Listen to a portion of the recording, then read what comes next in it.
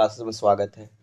जैसा कि आपको सामने जो स्लाइड्स दिख रहा होगा उसमें क्लास 10th का जो इम्पोर्टेंट फार्मूला है सर्किल का और एरिया रिलेटेड टू सर्किल का वह बतलाया गया है।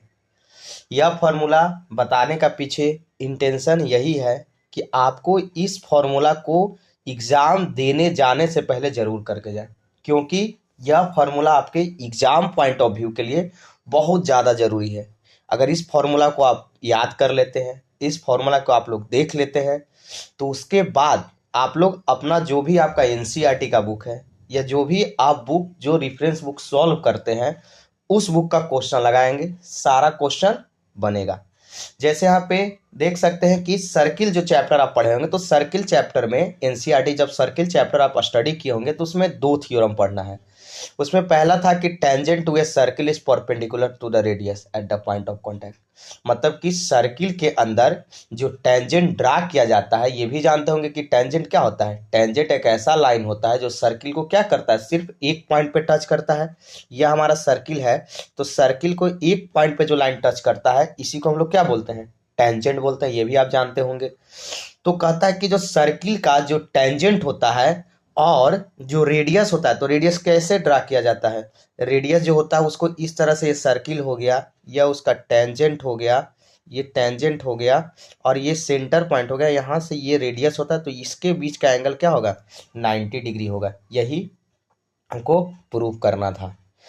दूसरा जो हमारा दिया है, दूसरा जो दिया है वह दिया है कि लेंथ जो होता है टेंजेंट का, जो एक्सटर्नल पॉइंट्स, ये भी हम बता चुके हैं बाबू, जो हमसे पढ़े हैं उन्हें हम बताए हैं कि एक्सटर्नल पॉइंट से यह सर्किल है और सर्किल के बाहर यह पी एक्सटर्नल पॉइंट है, तो इस एक्सटर्नल पॉइंट से हम लोग दो टेंजेंट ड्रा कर सकते हैं। एक टेंजेंट हमारा ये होगा और दूसरा जो टेंजेंट होगा ये हमारा ये होगा, मतलब दो टेंजेंट हम ड्रा कर सकते हैं सर्किल के एक्सटर्नल पॉइंट से। और वह दोनों टेंजेंट का जो लेंथ होता है, वह दोनों टेंजेंट का लेंथ क्या रहता है, बराबर रहता है। तो यह सेकंड थ्योरम है, ये भी आपके एग्जाम के लिए इंपॉर्टेंट है। थर्ड जो आपको दिया गया है, या थर्ड जो यहाँ पे बताया गया वह इंपॉर्टेंट फॉर्मूला बताया गया है, जो इंपॉर्टेंट फॉर्मूला जो आपको एरिया रिलेटेड टू सर्किल में पढ़ना है। एरिया रिलेटेड टू सर्किल में जो इंपॉर्टेंट फॉर्मूला पढ़ना है, जैसे सबसे पहला दिया है area of circle. Area of circle जो होता है पाई आर स्क्वायर होता है, मतलब कि सर्किल के अंदर का एरिया, जो यह एरिया देख रहे हैं, इस एरिया को अगर निकालना है और इस सर्किल का सेंटर से आइए रेडियस अगर आर है इसका, तो इसका अगर हम लोग सर्किल का एरिया निकालना चाहते हैं तो पाई आर स्क्वायर फॉर्मूला यूज करेंगे। दूसरा लिखा है कि इसका डायमीटर, सर्किल का डायमीटर क्या होता है, डायमीटर को कहा जाता है कि डायमीटर एक ऐसा कॉर्ड होता है जो सर्किल के सेंटर से क्या करता है, पास करता है। सर्किल के सेंटर से जो डायमीटर, सर्किल के सेंटर से जो कॉर्ड पास करता है उसी को क्या कहा जाता है, डायमीटर कहा जाता है। और डायमीटर क्या होता है, 2r होता है।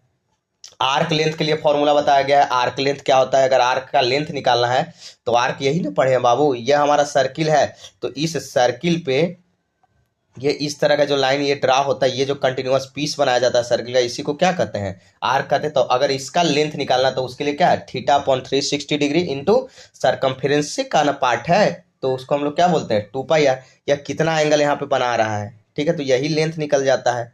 अब अगला हमारा है कि सरकमफेरेंस सेमी सर्किल का निकालना है, तो सेमी सर्किल का circumference pi r plus semi circle, हमारा यही फिगर होता है। ये हमारा फिगर क्या होता है, सेमी सर्किल का ये फिगर होता है, तो पाई आर प्लस 2r हो जाता है। सरकमफेरेंस ऑफ क्वाड्रेंट क्या होता है, तो वो भी लिखा है कि क्वाड्रेंट का मतलब कि 1/4 जो होता है सर्किल का 1/4 भाग जो होता है। जैसे ये हमारा सर्किल है और इस सर्किल का 1/4 भाग जो ये हो गया, इसी को हम लोग क्या बोलते हैं, क्वाड्रेंट बोलते हैं। एरिया ऑफ सेगमेंट लिखा गया कि सेक्टर का जो एरिया है, जैसे ये हमारा सर्किल है। और हम ये भी बता चुके हैं बाबू, हमसे जो पढ़े हैं ऑफलाइन में, ऑफलाइन में जो भी हमसे पढ़े हैं उन्हें हम बताए हैं, और हम प्रयास कर रहे हैं कि ऑनलाइन में भी आपको बताएं। जो अभी हम संभव जो हमसे हो सके वो हम ऑनलाइन में भी आपको बताना चाह रहे हैं। तो हम बताए थे कि सेगमेंट क्या एरिया निकालना है, तो हम सबसे पहले सेक्टर पढ़े थे कि सेक्टर जो होता है दो रेडियस और एक जो आर्क होता है, इसके द्वारा जो रीजन कंसिस्ट किया जाता है, जो इंक्लूज किया जाता है, ये वाला पूरा रीजन को हम लोग क्या बोलते हैं, सेक्टर बोलते हैं। अब यही जो यहाँ से कॉर्ड ड्रा कर देते हैं, कॉर्ड और जो आर्क के द्वारा जो रीजन कंसिस्ट किया जाता है, जो इंक्लोज किया जाता है, ये वाला रीजन को हम लोग क्या बोलते हैं, जो ये नीचे रीजन देख रहे हैं बाबू, ये जो रीजन देख रहे हो इसी को सेगमेंट बोलते हैं। तो ये जो सेगमेंट होता है, ये ब्लू पोर्शन का ये सेगमेंट देख रहे हो, इसको कहा जाता है माइनर सेगमेंट। और जो बच गया उसको क्या कहा जाएगा, ये जो बच गया इधर इधर, इसको क्या कहा जाएगा, मेजर सेगमेंट। तब माइनर सेगमेंट, इसका खाली वैल्यू निकालना है बाबू। तो क्या करेगा, ये जो पूरा सेक्टर के यहाँ से लेकर के यहाँ तक एरिया है पूरा सेक्टर का, उसमें से ट्रायंगल का एरिया माइनस कर देगा तो ये एरिया नहीं मिल जाएगा। तो ये होता है एरिया ऑफ सेगमेंट का। अगर हमें सर्किल का सरकमफेरेंस निकालना है तो सरकमफेरेंस निकालने का फॉर्मूला क्या होता है, ये हमारा सर्किल है और इस सर्किल का सरकमफेरेंस अगर निकालना है तो इस सरकमफेरेंस निकालने का जो फॉर्मूला होता है वह 2πr होता है। मतलब इस सर्किल का अगर हमें सरकमफेरेंस निकालना तो इसके लिए फॉर्मूला क्या यूज करते हैं, 2πr होता है। पाई का वैल्यू आप क्या यूज कर सकते हैं, 22/7 यूज कर सकते हैं या 3.14 यूज कर सकते हैं।